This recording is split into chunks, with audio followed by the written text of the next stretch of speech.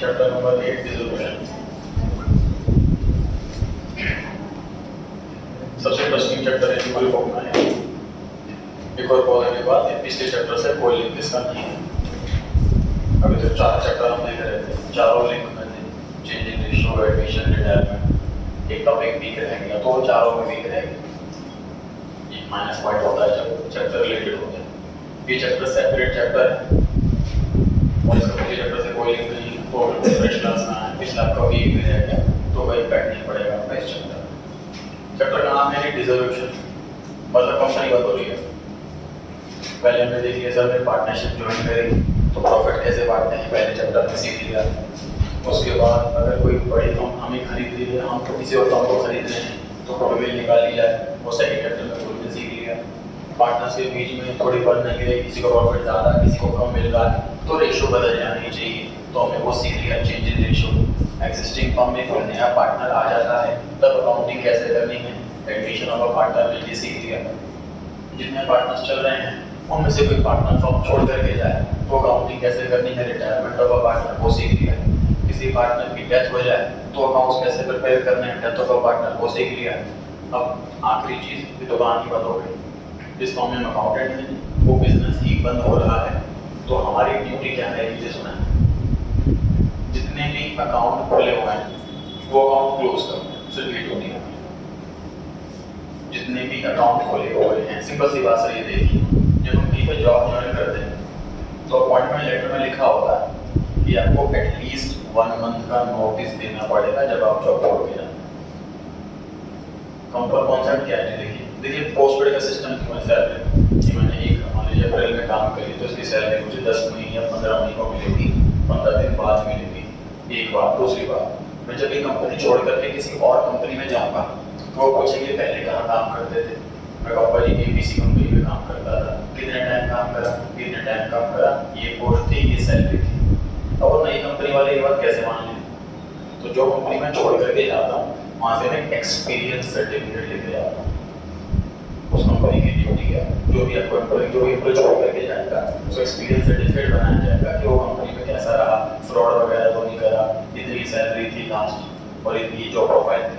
तो experience certificate में नई वाली कंपनी में दिखाऊंगा और फिर मेरे को ज्वाइनिंग हो जाएगी। अब मान लीजिए पुरानी कंपनी में बिना बताए जॉब छोड़ दो, सर्टिफिकेट नहीं मिल पाएगा, नई वाली कंपनी मानेगी नहीं आपने जॉब करी है कहीं पर, समझ आ रही है बात। इसलिए जब कंपनी छोड़ते हैं तो तभी से छोड़ते हैं, बता के छोड़ते हैं। तो कंपनी की नोटिस हर कंपनी का अलग होता है, किसी में 1 महीने, किसी में 2 महीने, किसी में 3 महीने का नोटिस दिया जाता है जॉब छोड़ने से पहले। नोटिस दे दिया हमने, उसके बाद वो कंपनी वाले पहले तो हमें पढ़ाने की कोशिश करेंगे कि आप जॉब छोड़ करके मत जाओ, क्यों जॉब छोड़ करके जाओ, तो सैलरी ज़्यादा मिल रही है, हम सैलरी बढ़ा देते हैं और सैलरी बढ़ जाती है तो हम फिर नहीं जॉब छोड़ते, ऐसा भी हो सकता है।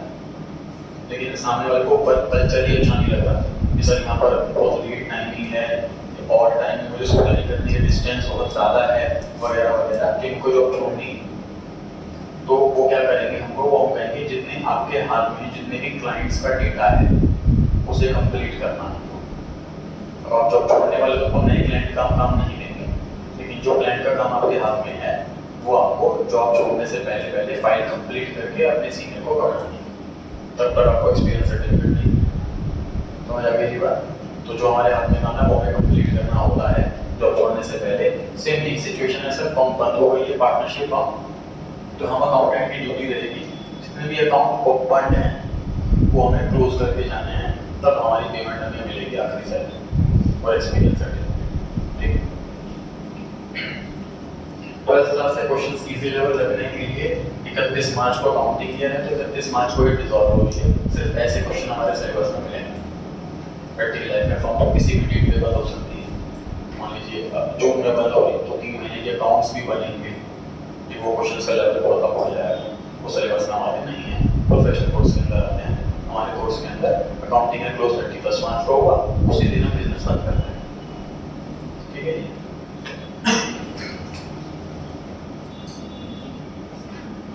बिल्डिंग ओके, कुछ काम नहीं है, बोर्ड में देखते हैं।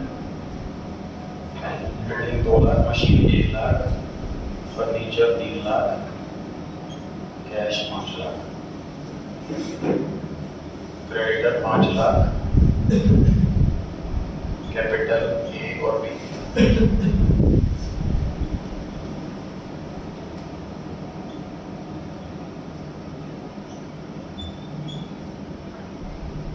ये बैलेंस शीट है सर हमारे सामने, और हमारे इक्विटी के सारे अकाउंट क्लोज कर रहे हैं।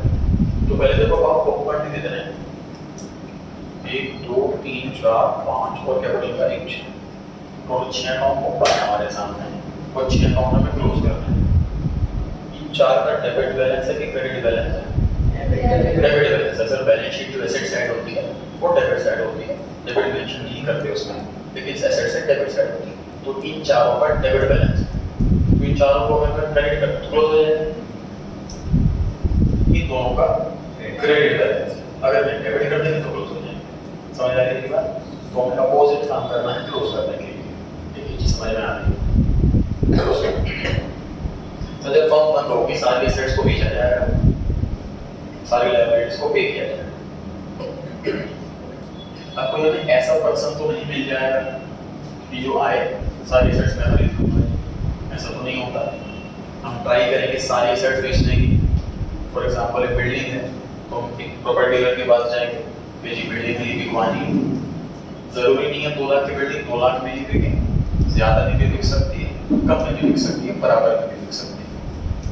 मशीनरी जिसने मशीन खरीदी थी उसके पास जाएंगे कि जिससे आपके पास तो कस्टमर आते रहते हैं मशीन लेने के लिए, हमारी मशीन बिकवा दो। कोई कस्टमर आए उसे कहते हैं सेकंड हैंड मशीन ले लो। फॉर एग्जांपल किसी कस्टमर का बजट जो है वो सेमी ऑटोमेटिक का बजट है सर, वो सेमी ऑटोमेटिक 1 लाख की आती है, फुल्ली ऑटोमेटिक 2 लाख की आती है। कोई कस्टमर का बजट सेमी ऑटोमेटिक लेने का, तो दुकानदार उसे कह सकता है कि भाई फुल्ली ऑटोमेटिक मिल जाएगी 1 लाख, लेकिन सेकंड हैंड ठीक हो सकता है सेकंड हैंड ले मशीन ले वाले के पास जाए। अगेन ये भी 1 लाख की मशीन है, हो सकता है ज्यादा में बिके, हो सकता है कम में बिके, हो सकता है बराबर में बिके। सही। तो ऐसे सर हर एक एसेट में प्रॉफिट या लॉस हो सकता है। लायबिलिटीज पे करने जाए जनरल तो उतनी ही पे होती है, क्योंकि क्रेडिटर कोई एसेट तो है जिसकी market value up and down हो जाए जनरल। लेकिन कई बार क्या होता है हम कहते हैं कि तुमने पेमेंट हम तुम्हें जल्दी पैसे दे रहे हैं, डिस्काउंट दे दो, तुम्हारा कुछ सामान खराब था हम पैसे कम दे रहे हैं वगैरह वगैरह, सेटलमेंट कर देना है, कुछ कम ज़्यादा हो सकता है। तो 11th क्लास में हमने फाइनल अकाउंट चैप्टर सीखा, तो सर ने ये चीज़ सीखी कि सर कोई भी प्रॉफिट या कोई भी लॉस होना हम तुरंत कैपिटल में ट्रांसफर नहीं करते, हम उसके एक सेपरेट अकाउंट बनाते हैं, ट्रेडिंग एंड पी। किसी भी टाइप की इनकम हो उसमें लिखेंगे, किसी भी टाइप के एक्सपेंस हो उसमें लिखेंगे, सबको ऐड एलेस करके बैलेंसिंग करेंगे, तब तक फाइनल प्रॉफिट आएगा। ठीक सेम काम अभी करने वाले हैं सर हर एसेट को बेचेंगे, कभी प्रॉफिट कभी लॉस होगा। अब बार-बार प्रॉफिट हम कैपिटल में ट्रांसफर करें, जब बार-बार लॉस कैपिटल में ट्रांसफर करें पता नहीं लग पाएगा, फिर अल्टीमेटली प्रॉफिट होगा कि लॉस होगा। तो इसलिए नीड है एक सेपरेट अकाउंट बनाया जाए, नेट प्रॉफिट कितना होगा, नेट लॉस कितना होगा वो पता लग पाएगा। ठीक पहली चीज हमने क्या सीखी कि सर बैलेंस शीट खाली करनी है, सारे अकाउंट क्लोज करने हैं। दूसरी चीज ये सीखी एक सेपरेट अकाउंट की नीड है कि ताकि नेट प्रॉफिट नेट लॉस पता लग पाए, जैसा कि 11 पर ट्रेडिंग में बनाना है। सही पहले स्टेप पे आ जाते हैं, सिर्फ बोर्ड पे देखते हैं।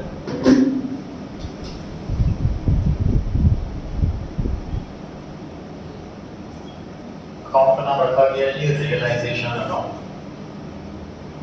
रियलाइज करना, एसेट्स को रियलाइज करना, रियलाइज करना मतलब सेल करना, तो एसेट को सेल करने वाला काम यहाँ किया जाएगा। लायबिलिटीज को रियलाइज करना, लायबिलिटी को पे करना, वो वाला काम भी यहाँ किया जाएगा। तो इसके लिए अकाउंट ओपन किया जाएगा।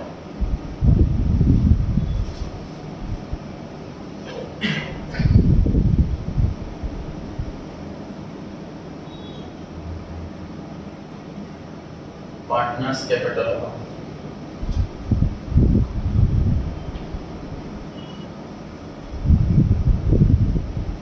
जितने पार्टनर हैं बोलो, तो ये अकाउंट क्यों बना रहे हैं हम लोग समझिए इसका।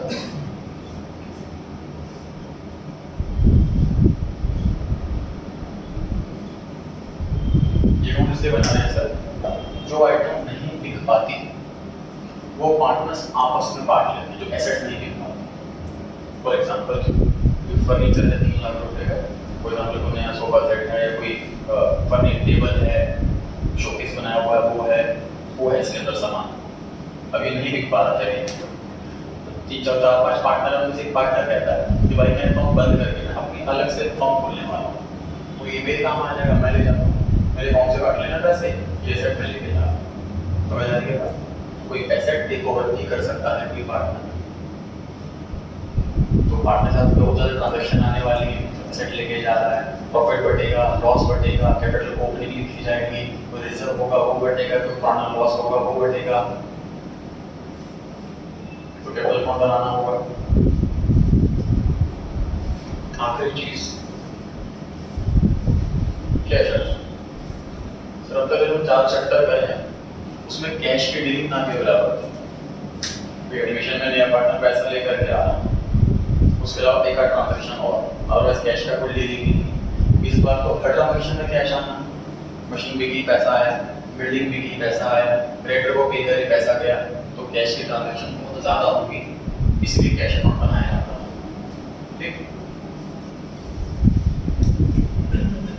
हर चैप्टर में बन रही है sir balance sheet. Balance sheet इस चैप्टर में नहीं बनेगी लॉजिक, क्योंकि उस शीट पर एक भी बैलेंस बचेगा। हमारे चैप्टर में काम ये है कि हर एक अकाउंट का बैलेंस नील कर देना, हर एक अकाउंट का बैलेंस खत्म कर देना है, उस शीट पर किसी भी आइटम का बैलेंस ना बचे, बैलेंस शीट बिल्कुल खाली हो जाए, उससे बैलेंस शीट बनती नहीं है इस चैप्टर। टोटल 3 चीज, realisation account, partners capital account और कैश अकाउंट। पहला स्टेप सर हमें बैलेंस शीट खाली करनी है, पेज नंबर 94। टोटल बात में करेंगे, ये पूरा टाइम आप अंडरस्टैंडिंग में लगाएंगे। 94 पे पहला क्वेश्चन लिखा है, following is the balance sheet of eighty friendly. दो ही पार्टनर है, एसेट साइड में मुझे 6 आइटम दिख रही है, मतलब 6 अकाउंट खुले हैं। लायबिलिटी साइड में कैपिटल के अलावा 4 अकाउंट हो गए, मतलब टोटल 5 अकाउंट हो गए लायबिलिटी साइड, मतलब टोटल 11 अकाउंट खुले हुए हैं बैलेंस शीट के अंदर। टोटल 11 अकाउंट खुले हुए हैं बैलेंस शीट के अंदर। हम क्या करने वाले हैं, उस 11 को 3 बना देंगे, ये 3 बना देंगे, 3 रियलाइजेशन, पार्टनर्स कैपिटल और कैश। 8 डिलीट हो जाएंगे अपने आप पहले से।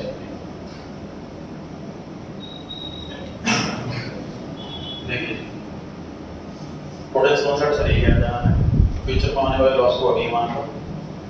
देखो क्या होता है, बार बार नेचुरली वाली बात, ये बार बार प्रॉफिट होगा, बार बार लॉस होगा, ऑफ से कंपेयर करेंगे, कॉम्प्लिकेटेड हो जाएगा।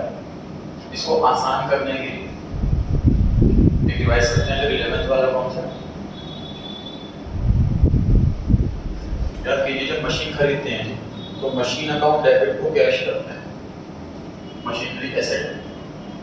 जब गुड्स खरीदते हैं तो गुड्स अकाउंट डेबिट क्यों नहीं करते हैं, ये भी एसेट। जब मशीन खरीदते हैं तो मशीन डेबिट करते हैं क्योंकि मशीन एसेट है।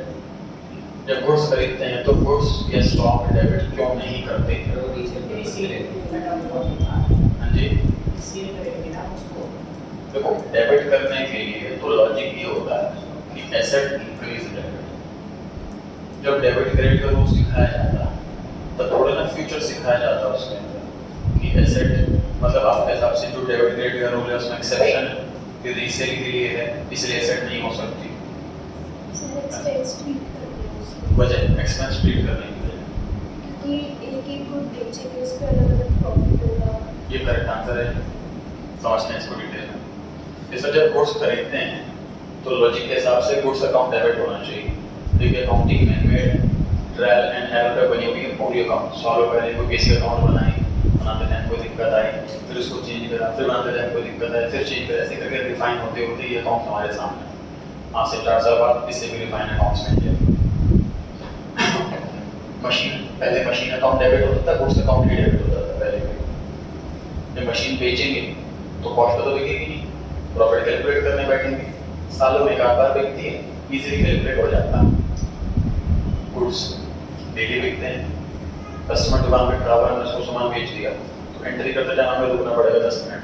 इतने में खरीदा था, इतना किराया आया था, इतना ट्रेड डिस्काउंट है, इतना टैक्स है, ये सेलिंग प्राइस है, सेलिंग का ये ट्रेड डिस्काउंट है, ये कैरेज आउटवर्ड है। प्रॉफिट निकालने बड़ा भारी भरकम काम हो जाएगा और डेली 50 बार निकालना होगा। इस काम को ईज करने के लिए हमने ये रूल ब्रेक कर दिया कि गुड्स एसेट आ रहे हैं तो डेबिट कर, इस रूल को हमने ब्रेक कर दिया। हमने से पूरा खर्चा मान लिया, हमने से मान लिया पूरा खर्चा हो गया जब गुड्स खरीदे, जो भी खर्चा है नहीं बट हम उसे खर्चा पूरा मान लेते हैं। जब गुड्स बेचेंगे, मान लीजिए 10,000 के गुड्स हमने 12,000 में बेचे हैं तो सेल इनकम 12,000 मानते हैं, जबकि प्रॉफिट सिर्फ 2,000 है, क्योंकि 12,000 पूरी इनकम मान लेते हैं। अकाउंटिंग आसान बन जाए। साल के एंड में क्या करते हैं? साल के एंड में ट्रेडिंग अकाउंट में सेल और परचेज को आमने सामने रख देते हैं, दोनों का डिफरेंस अपना प्रॉफिट निकला है। यही काम हम इस चैप्टर में करने वाले हैं। समझ लीजिए, हम मान लेते हैं सारी की सारी एसेट 1 रुपए में बिकेंगी, सारी खत्म हो गई, सारा नुकसान हो गया। ये भी मान लेंगे लायबिलिटी वालों को 1 रुपया नहीं देना, सारा फायदा होगा। ये अकाउंट क्लोज करने के लिए समझिए इस चीज को। बिल्डिंग 2 लाख रुपए की, हम मान लो बिल्डिंग बिल्कुल खत्म हो गई, नुकसान हो गया, 1 रुपए की बिकेगी। रिलेशन अकाउंट बिल्कुल पीएनएल अकाउंट की तरह एक्सपेंस लॉसेस डेबिट में आते हैं, 2 लाख का पूरा नुकसान हो गया। जब ये बिकेगी तो मैं उसको इनकम बुलाऊंगा, इनकम क्रेडिट में लिखूंगा। मान लीजिए 1.5 लाख में बिकेगी,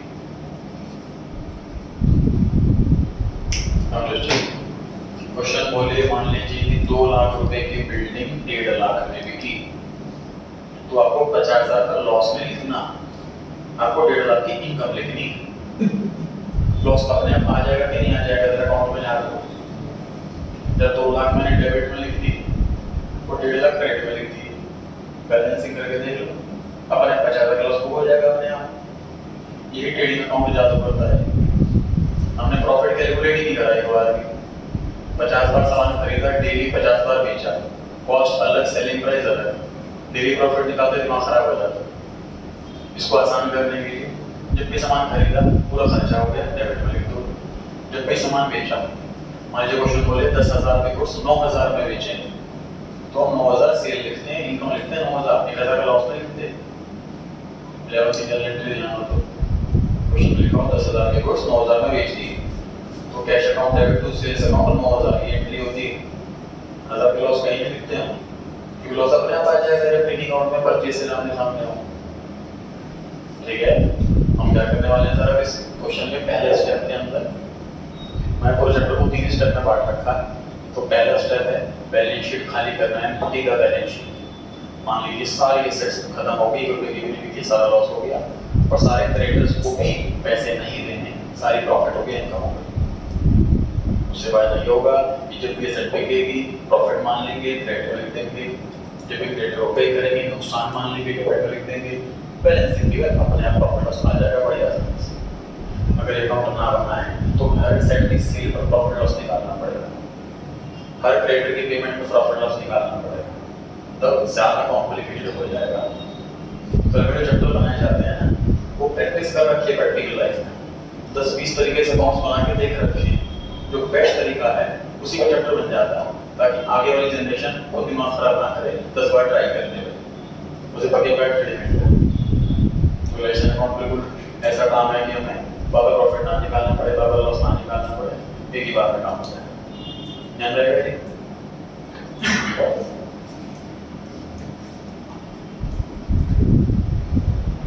एसेट साइड में मुझे दिख रहा है लैंड एंड बिल्डिंग 40,000। मुझे बताइए इसका डेबिट बैलेंस है कि क्रेडिट बैलेंस? Debit balance. खत्म करने के लिए क्या है? क्रेडिट है। नुकसान मान रहे हैं, नुकसान डेबिट में आएगा। एंट्री बोले क्या होगी? Realisation account debit to land and building account 40,000।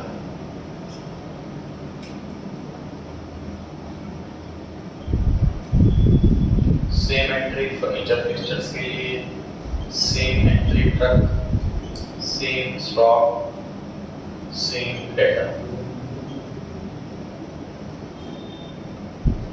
To land and building, to furniture fittings, to truck, to stock, to data. Sir cash में बेचना तो है नहीं, कैश के लिए opening balance, to balance 10,000। 5 account close कर दिए जी। नोटिस कर रहे हैं, टोटल में 11 अकाउंट क्लोज करने के लिए बोला गया था। हमारी ड्यूटी है बैलेंस शीट का मतलब इस शीट पे जिसका बैलेंस है वो क्लोज करना। टोटल 11 चीजों का बैलेंस है, हमें 11 अकाउंट क्लोज करने हैं, ये हमारी ड्यूटी है। 11 में से हमने 5 क्लोज कर दी। ट्रक अकाउंट का बैलेंस 0 हो गया, लैंड बिल्डिंग स्टॉक डेटर इन सब 5 अकाउंट का बैलेंस 0 हो गया, क्योंकि जितना इनका डेबिट बैलेंस था एग्जैक्टली उतने से ही हमने इसको क्रेडिट कर दिया।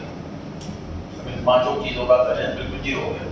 कैश का अकाउंट क्लोज नहीं हुआ, कैश का हमने बैलेंस लिखा है यहाँ पर, वो एज इट इज ओपन है। लायबिलिटी साइड आते हैं सर, मुझे बताइए क्रेडिटर का कितना क्रेडिट बैलेंस है कि डेबिट बैलेंस है? क्रेडिट बैलेंस खत्म कैसे करें? Debit debit candy creditors account debit realisation account. हम मान के चल रहे हैं नहीं कोई रुपया नहीं देना पड़ेगा इसको, तो ये हमें फायदा हो गया 20,000 30,000 6,000 4,000 bye sundry creditors, by bills payable, by Mrs. Edu's loan, by employee provident fund। Capital का अकाउंट का बैलेंस क्लोज नहीं करना, तो हम ये एज इट इज लिख देते हैं बाय बैलेंस शीट।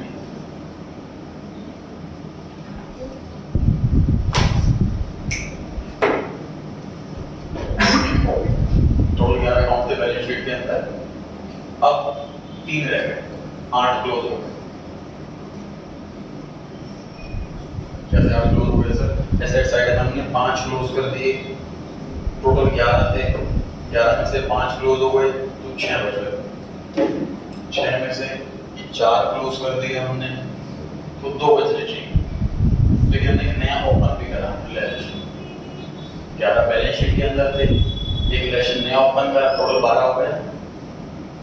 12 में से हमने 9 क्लोज कर दिए, टोटल 3 रह गए। समझ आ रहा है यहाँ तक? स्टेप 1 कंप्लीट हो चुका है जी। स्टेप 1 का नाम है एम्प्टी द बैलेंस शीट। सारी एसेट्स को रियलाइजेशन के डेबिट में ट्रांसफर करो, सारी लायबिलिटीज को रियलाइजेशन के क्रेडिट में ट्रांसफर करो, कैपिटल और कैश को छोड़ दो। कैपिटल कैपिटल अकाउंट में ही जाएगा, कैश कैश अकाउंट में ही जाएगा। क्लियर है जी स्टेप 1? पढ़ सकते हैं आगे। स्टेप 2 मैं समझिए सर 11th क्लास में पढ़ते थे adjustments, the last chapter adjustments of capital. वो एडजस्टमेंट है क्या चीज? उनकी जर्नल एंट्री होनी रह गई, वो एक रॉ डेटा है। अब अकाउंटेंट ने सीखा हुआ है सर, कोई भी रॉ डेटा हमारे अकाउंट्स में एंट्री अगर लेगा तो डबल एस्पेक्ट से ही लेगा। एक एस्पेक्ट डेबिट में भी होगा और दूसरा एस्पेक्ट क्रेडिट में भी होगा। तो अब जो हमें एडजस्टमेंट्स दी जाएंगी इस चैप्टर के अंदर, वो भी रॉ डेटा है, उसकी अभी तक जर्नल एंट्री नहीं होगी। समझे इस चीज को? बैलेंस शीट की जितनी भी आइटम है वो मैंने अपने आंसर में लिखी है। एक आइटम को एक ही बार लिखा, लैंड बिल्डिंग लिखा हुआ है इसमें, तो मैंने एक ही बार लिखा, 2 बार भी नहीं लिखा, डबल एस्पेक्ट भी नहीं बोल वगैरह, क्योंकि ये सारी आइटम बैलेंस शीट के अंदर है। बैलेंस शीट में कोई आइटम कहां से आती है? ट्रायल बैलेंस से। ट्रायल बैलेंस में कोई आइटम कहां से आती है? लेजर से। लेजर में कोई सी आइटम कहां से आती है? जर्नल से। इसका मतलब ये जितनी भी चीजें बैलेंस शीट के अंदर है वो जर्नल से पास हो चुकी हैं, उनका डबल एस्पेक्ट ऑलरेडी रिकॉर्ड हो चुका है, इसलिए हमने सिर्फ सिंगल एस्पेक्ट रिकॉर्ड करा। जो एडजस्टमेंट्स में है वो जर्नल से पास नहीं हुई, रॉ डेटा है, इसीलिए उसका डबल एस्पेक्ट हमें फॉलो करना पड़ेगा। तो क्या बात याद हुई कि सर बैलेंस शीट की आइटम एक ही बार लिखनी और एडजस्टमेंट्स की आइटम 2 बार लिखनी। एडजस्टमेंट्स की आइटम जितनी भी हैं वो 2 बार लिखनी, क्योंकि उनकी एंट्री की बात है, डबल एस्पेक्ट फॉलो करना पड़ेगा। समझ आ रही है ये बात? समझ आ रही है ये बात?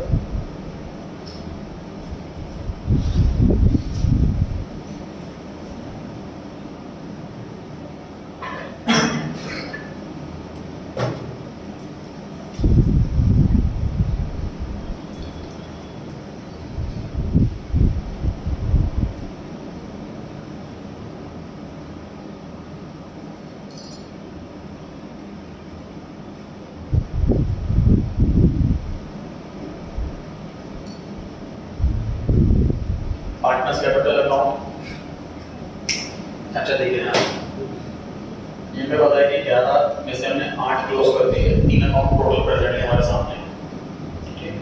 तो जो भी एडजस्टमेंट सब लिखने वाले हैं उसके लिए टोटल 6 जगह हैं हमारे पास। एक रियलाइजेशन का डेबिट, एक रियलाइजेशन का क्रेडिट, एक पार्टनर्स कैपिटल का डेबिट, एक पार्टनर्स कैपिटल का क्रेडिट, एक कैश का डेबिट और एक कैश का क्रेडिट। टोटल 6 प्लेसेस हमारे पास हैं, कोई 7वीं जगह नहीं है। जो एडजस्टमेंट लिखेंगे वो इन 6 में से किसी 2 जगह लिखेंगे, ठीक। वो दोनों भी ऐसी होंगी, एक डेबिट और एक क्रेडिट। ऐसा नहीं होगा कि ये भी डेबिट और ये भी डेबिट, ऐसा कभी नहीं होगा, है ना। एक डेबिट दूसरा क्रेडिट, ऐसा ही होगा, ठीक है। जब ट्रांजैक्शन पढ़े तो उसमें ढूंढे पार्टनर का नाम। अगर पार्टनर का नाम दिख जाए तो पढ़ के सिर्फ इतना पता लगा लो कि वो पार्टनर रिसीवर है कि गिवर। फॉर एग्जांपल क्वेश्चन में बोले कि पार्टनर मशीन उठा के लेके, तो रिसीवर हुआ कि गिवर हुआ? रिसीवर। डेबिट तो रिसीवर, उसको डेबिट करो। दूसरा एग्जांपल, पार्टनर ने क्रेडिटर को पैसे दे दिए तो गिवर हुआ, पार्टनर क्रेडिटर को। आसान है बिल्कुल, आसान। पार्टनर के जिस भी साइड आ जाए अपोजिट में रियलाइजेशन अकाउंट लिख देना, बोनस का कंप्लीट करने के लिए। जैसे कि पार्टनर मशीन उठा के लेके, डेबिट दे रिसीवर, पार्टनर डेबिट होगा तो रिलेशन अकाउंट क्या होगा? क्रेडिट। डेबिट क्रेडिट इक्वल हो गए। फॉर एग्जांपल क्रेडिटर को पैसे दे दिए पार्टनर ने, पार्टनर गिवर है, क्रेडिटर गिवर, पार्टनर क्रेडिट होगा तो रियलाइजेशन क्या होगा? डेबिट। डेबिट इक्वल हो गया। आसान है बिल्कुल। सर पार्टनर का नाम लिखा ही नहीं,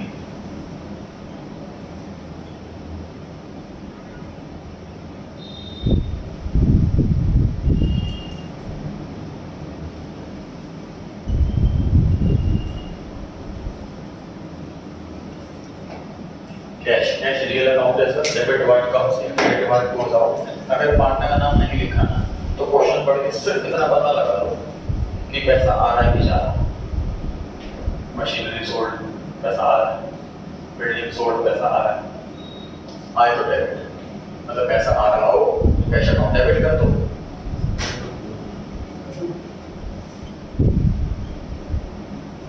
अपोजिट रियलाइजेशन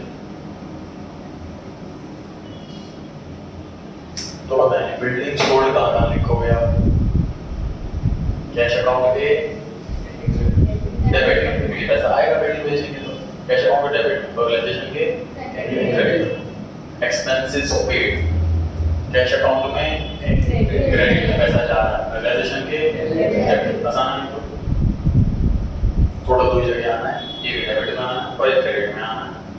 तो स्टेप 1 क्या था? Empty the balance sheet. Balance sheet हमने खाली कर दी। कैसे खाली करी? कैपिटल को कैपिटल में लिखा, कैश को कैश में लिखा, बाकी सारी एसेट सारी लायबिलिटी से लायबिलिटी। एसेट को डेबिट में नुकसान हो गया, लायबिलिटी क्रेडिट में फायदा हो गया, पे नहीं करनी, कभी ऐसा मान रहे। दूसरा स्टेप एडजस्टमेंट्स। एडजस्टमेंट्स कहाँ लिखनी है? 2 जगह लिखनी है, एक डेबिट और एक क्रेडिट। स्टार्ट करते हैं। ऑन द अबव डेट एड्यू एंड ईट decided to dissolve the firm. पहला पॉइंट लिखा हुआ है एड्यू टू ओवर द टर्न। बताइए पार्टनर का नाम लिखा है कि नहीं लिखा? पार्टनर का नाम लिखा है। पार्टनर पर्सनल अकाउंट है, चेक करो रिसीवर है कि गिवर है? रिसीवर है। रिसीवर के रूल है डेबिट द रिसीवर, तो एड्यू को तुरंत डेबिट कर दिया जाए। सर अकाउंट ऊपर से छाप लीजिए 20,000 डेबिट एड्यू को कर दिया, क्रेडिट किसे करें? रियलाइजेशन। पर्टिकुलर्स के कॉलम में क्रॉस नहीं, यहाँ पे इसका नाम लगाओ, यहाँ पे इसका नाम लगाओ। यहाँ पर क्या लिखो? To realisation account. यहाँ पर क्या लिखो? बाय एड्यूस कैपिटल अकाउंट।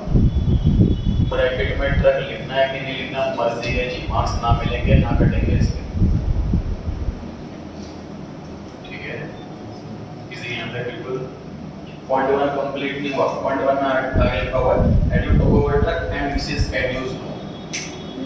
समझे इस चीज को? ये सर मान लीजिए बाप जो है बच्चों को बंटवारा कर रहा, एक बच्चा कहता है जो जमीन है जो ज्वेलरी है वो मैं लेके जा रहा हूँ, दूसरा अच्छा बच्चा है वो कहता है आपके जो कर्जे हैं वो मैं लेके जा रहा हूँ।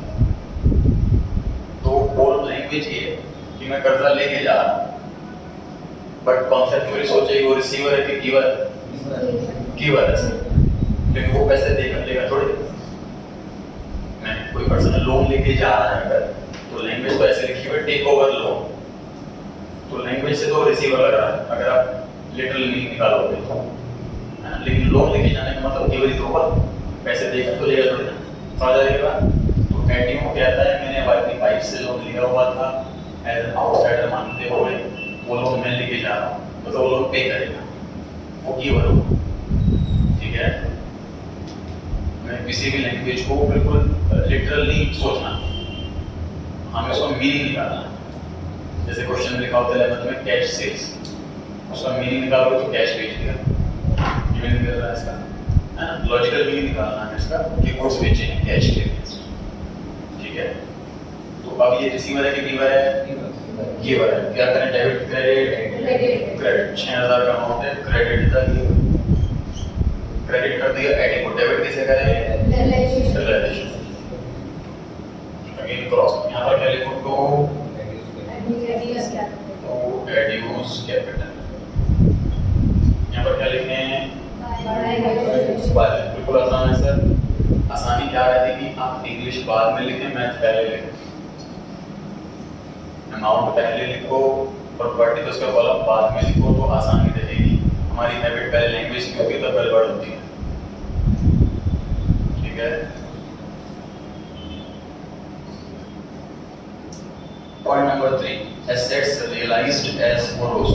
1 2 3 4 4 एसेट इकट्ठे बिक्री, पता है तो सेकंड वर्ड रहेगा, सॉरी सेकंड वर्ड में लिखा है get to over the bills table, get bills table उठा के ले गए, रिसीवर है कि गिवर, लॉजिकल मीनिंग निकालना है, गिवर है, लायबिलिटी लेके जा रहा तो पे करेगा उसको। तो बिल्स टेबल में 30000 है, क्रेडिट था गिवर, 30000 क्रेडिट में, तो यहाँ पर हो गया डेबिट, इजी बिल्कुल, क्रेडिट का गिवर, गेट क्रेडिट करा, दूसरा रिलेशन डेबिट करा,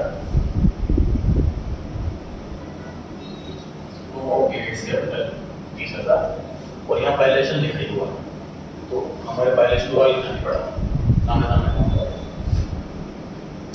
पॉइंट नंबर 3 में सर 4 एसेट बिक गई है लिखा हुआ है, किसी पार्टनर का नाम लिखा है कि नहीं लिखा, नहीं लिखा, तो पार्टनर नाम लिखा, दूसरा आ जाओ कैश, कैश आ रहा है कि जा रहा है, हाँ कैश रियल है, एसेट बेचेंगे तो पैसा आएगा, debit white comes in, cash account debit कर, फटाफट टोटल कर दो, 4 होगा, 4 होगा, टोटल कर दीजिए 42,000 कैश अकाउंट के डेबिट और रियलाइजेशन के क्रेडिट, क्रॉस लाइन। अब चारों आइटम डिटेल में ये लिखना, अब जो सजेस्टेड आंसर है उसके हिसाब से हमें एटलीस्ट किसी एक जगह बाइफरकेट करना होगा कौन कौन से आइटम कितने कितने, दोनों जगह भी कर सकते हैं, एक जगह भी कर सकते हैं, प्रेजेंटेशन में दिखा रहा हूँ कैसे, बाई कैश अकाउंट। अब इसके नीचे मेंशन किया जाएगा debtor 9000, furniture 21,000, stock 6,000, building 6,000, total आ गया 42। यहाँ पर लिख दिया हमने टू रियलाइजेशन अकाउंट 42, यहाँ दोबारा डिटेल में लिखने की आवश्यकता नहीं है, तो वैसे किसी भी जगह डिटेल में लिख सकते हैं। जनरल एग्जामिनर के सामने सबसे पहले रिलेशन अकाउंट आता है, इसमें डिटेल लिखना ज़्यादा बेटर है। सिग्नल ये रहेगा, पहले रिलेशन, दूसरे नंबर पर पार्टनर्स लेवल, तीसरे नंबर पर कैश। चार चैप्टर हम कर चुके हैं, उसमें क्या करते थे हम, रिवैल्यूएशन का बैलेंस जो भी आया वो पार्टनर्स कैपिटल में ट्रांसफर, पार्टनर्स कैपिटल का बैलेंस जो भी आया वो बैलेंस शीट में ट्रांसफर, और बैलेंस शीट टैली हो जाती है। इस चैप्टर में क्या होने वाला, रियलाइजेशन का बैलेंस पार्टनर्स कैपिटल में ट्रांसफर, पार्टनर्स कैपिटल का बैलेंस कैश में ट्रांसफर, और इसका बैलेंस इक्वल हो जाएगा। पढ़े जाएंगे।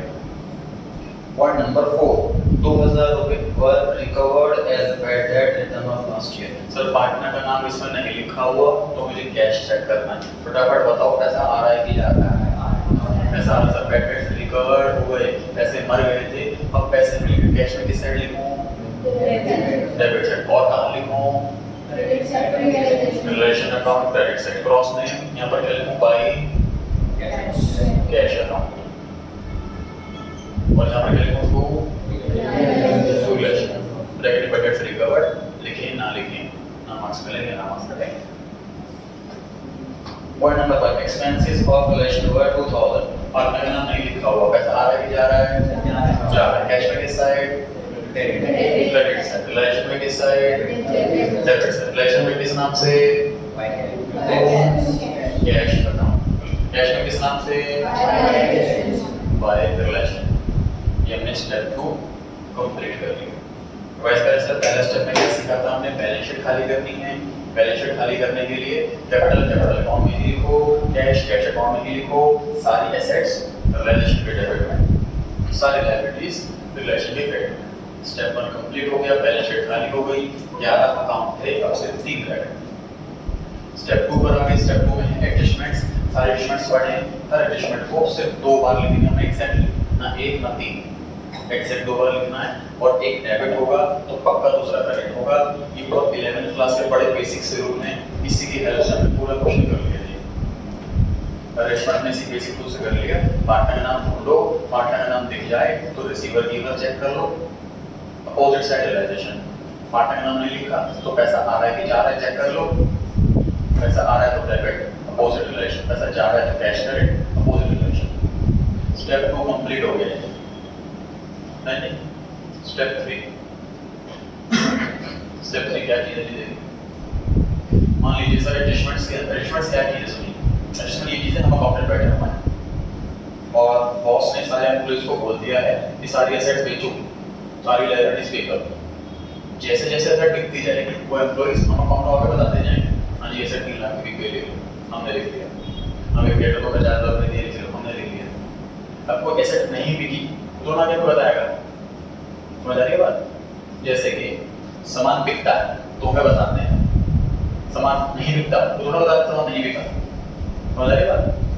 इसी तरीके से कोई एसेट कोई लायबिलिटी ऐसी हो सकती है जो बैलेंस शीट के अंदर है बट उसकी हमें कोई भी इंफॉर्मेशन एडजस्टमेंट में नहीं दी गई, तो वो एडजस्टमेंट हमें खुद करनी है। इसे बोलते हैं इम्प्लाइड एडजस्टमेंट। मतलब जो एडजस्टमेंट हमें अलग से नहीं दे रखी बट वो एडजस्टमेंट हैं, उसको ढूंढ लेनी। यहाँ के एसेट साइड के अंदर क्या कोई ऐसे आइटम है जिसके बारे में कोई चर्चा ना करी गई हो?